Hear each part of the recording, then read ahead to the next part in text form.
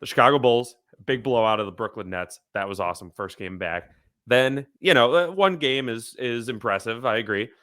But they come back, kind of give it to the Wizards later in the second half. They pulled away. But now we're 2-0 after the All-Star break. Obviously, we need to win a bunch down the stretch here. Nick, kind of break down what happened in that Wizards game and kind of what they've been doing since the All-Star break.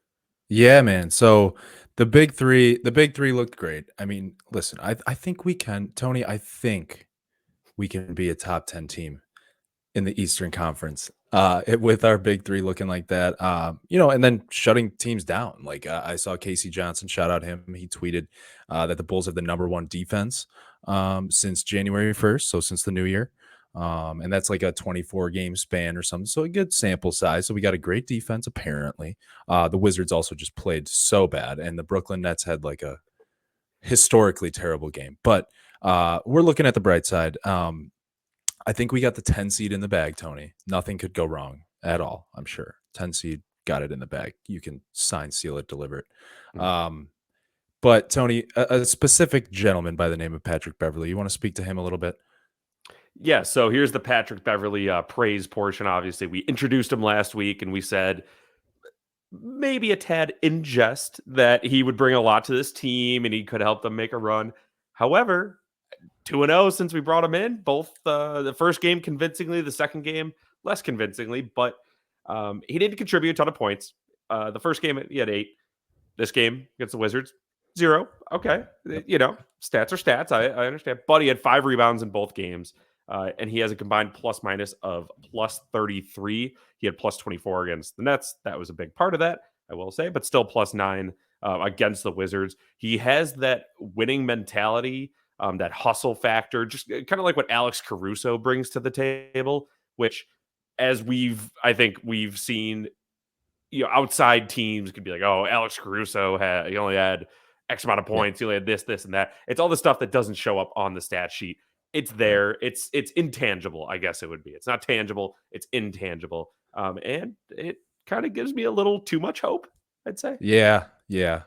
I think he truly does light a fire under our asses. Like we had some young players, Zach Levine, not very vocal, but he's our super max guy. He's supposedly our superstar.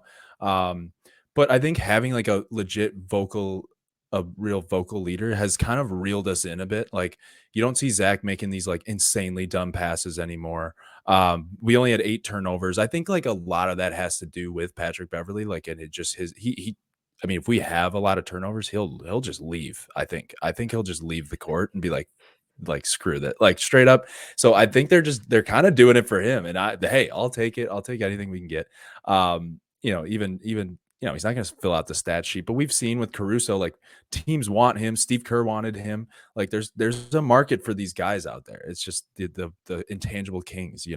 Um, but I think it's clear now, Tony, at this point. I mean, there was a recent interview where Billy said that he's never gotten a message from the front office saying like we should sit certain guys, play the young guys. Like, so clearly no tanking allowed. There's no tanking allowed here. So so here we go. Let's go. I mean, it's not going to change. They're going to try to win. Okay, so we have to swallow that pill now. And if the big three plays like this, Patrick Beverley brings the energy.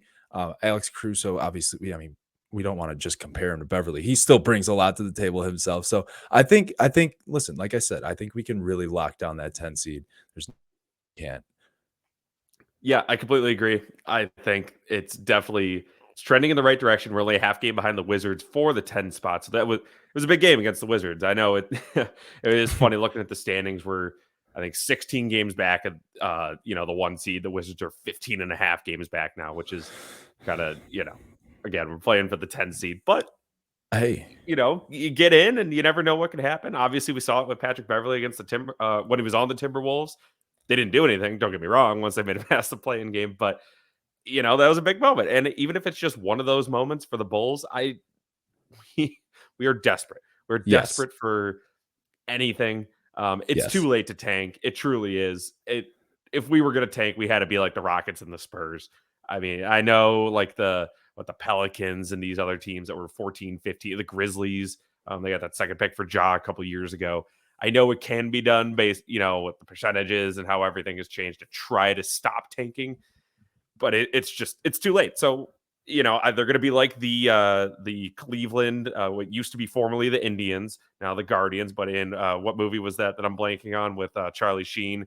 That movie, Major League. There it is. Yes, And it's yes. going to be, why don't we just go out and win the whole damn thing? They're going to have cut out of Jerry Reinsdorf. They're Why going to not us? slowly. I think it's going to be the opposite of Major League, where they take the pieces of clothing off the attractive owner. It'll be Jerry Reinsdorf. He's going to be totally naked in the cutout, and they're going to put clothes on it and just be like, please, dear God, every win we get to put clothes back on this guy so we don't have to look at it. I think that is the best motivational tactic at this point, and that is why the Bulls will make at least the play-in. If not, hey, 6 seed, really? That crazy? If we win I every game from here on out. I think we can do it. We're undefeated so far, Tony. It's a new season. All-star game. It's a new season. Slate clean. Let's go. Listen, I got one more thing to say. I just want to end it on a positive note. I mean, I think we've been pretty positive, but we're a little tongue in cheek. But that's just how you got to take this team, right? You can't take it too seriously because you'll get sad quickly. Patrick Beverley. I don't think I've seen anyone, and I mean anyone, not just a professional athlete, but I don't think I've seen anyone use the heart emoji as much as this guy has used it since joining the Bulls. Like, he just loves being here. I mean, I don't care. I think he'd feel the same way even if we were 0-2 since starting. Like, the guy just loves being here. And I think that's cute as shit. I think it's cute. And listen, let's go. Let's get the 10 seed or more. Let's get greedy. But we heart the Bulls and we heart you for watching.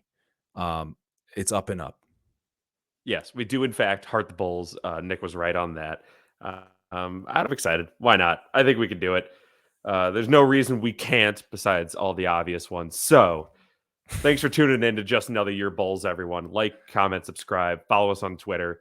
As I mentioned last episode, as we get bigger, we'll start doing some giveaways. But until then, Bulls fans, keep seeing red.